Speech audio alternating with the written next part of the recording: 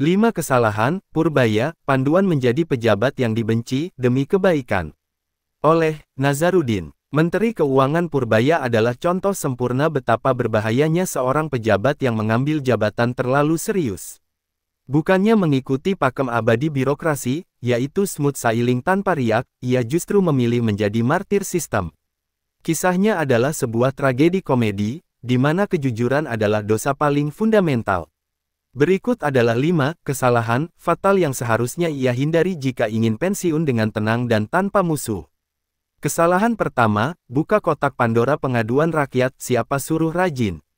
Purbaya ini sungguh tidak tahu diri. Untuk apa ia repot-repot membuka kanal pelaporan langsung bagi rakyat yang teraniaya oleh pegawai pajak dan bea cukai.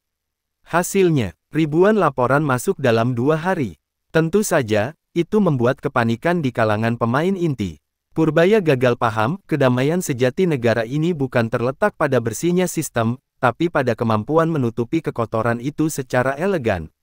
Anda mengubah bisik-bisik di warung kopi menjadi fakta yang tak terbantahkan di meja atasan.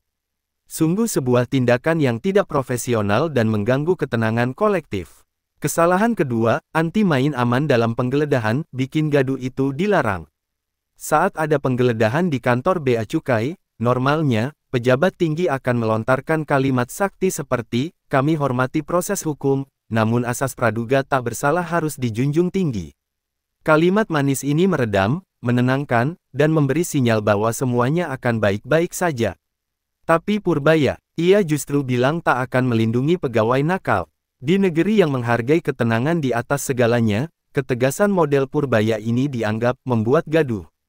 Seolah-olah, lebih baik membiarkan kebobrokan bersemi dalam sunyi daripada memperbaikinya dengan ribut-ribut. Kesalahan ketiga, membongkar dapur negara, mengapa harus jujur? Ini adalah kesalahan Purbaya yang paling menunjukkan ketidakmampuannya berpolitik, terlalu terbuka soal keuangan negara. Ia berani bicara di depan publik tentang kondisi subsidi dan kompensasi energi di PLN dan Pertamina, bahkan menegaskan bahwa semua tagihan sudah dilunasi. Mengapa ini salah besar? Karena di ranah kebijakan publik, angka tidak pernah sekadar angka. Angka adalah lahan basah, adalah negosiasi kepentingan, dan seringkali, adalah alat tawar-menawar. Ketika Purbaya membuka, lunas.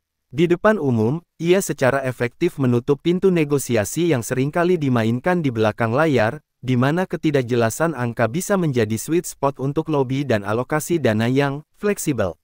Ia telah menyingkap tabir mitos bahwa selalu ada yang kurang dalam anggaran BUMN besar, mitos yang sangat nyaman untuk dijaga.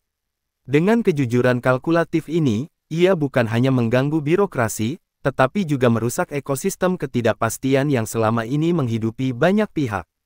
Purbaya, Anda seharusnya tahu, dalam politik anggaran, sedikit misteri jauh lebih menguntungkan daripada transparansi total. Kesalahan keempat, menghilangkan zona nyaman, tutup pintu rezeki terlarang. Purbaya benar-benar keterlaluan dalam implementasi. Kebijakan baru bea cukai dan pengawasan impor diperketat untuk menutup kebocoran penerimaan negara. Kebijakan ini jelas mengguncang stabilitas mereka yang biasa bermain di celah hukum. Ia menutup pintu-pintu gelap satu per satu. Ia seolah berteriak, enak saja kalian main-main dengan uang rakyat. Padahal, membiarkan beberapa pintu tetap terbuka adalah semacam kompromi damai yang sudah lama dipahami. Purbaya telah mengubah kompromi menjadi konfrontasi, dan wajar jika namanya kini menjadi sasaran empuk. Kesalahan kelima, membiarkan rakyat mulai percaya padanya, dosa paling fatal. Ini adalah puncak dari semua kesalahan Purbaya. Ia mulai didengar, bukan oleh para elit yang seharusnya ia layani dengan kode etik tidak tertulis, tetapi oleh rakyat kecil. Menurut para pemain di atas sana, ini adalah ancaman eksistensial. Pejabat yang jujur dan didukung rakyat adalah musuh terbesar kekuasaan lama. Karena itu berarti sistem lama akan kehilangan legitimasinya. Serangan, fitnah, dan penyudutan yang kini ia terima hanyalah konsekuensi logis. Purbaya harusnya sadar, di negeri yang terbiasa hidup di bawah selimut kompromi, kejujuran hanyalah senjata yang melukai diri sendiri. Ia berusaha memperbaiki sistem yang sengaja dibuat nyaman oleh mereka yang takut kehilangan kuasa. Mungkin dia tidak salah, tapi dia adalah seorang idealis yang berani di waktu yang salah.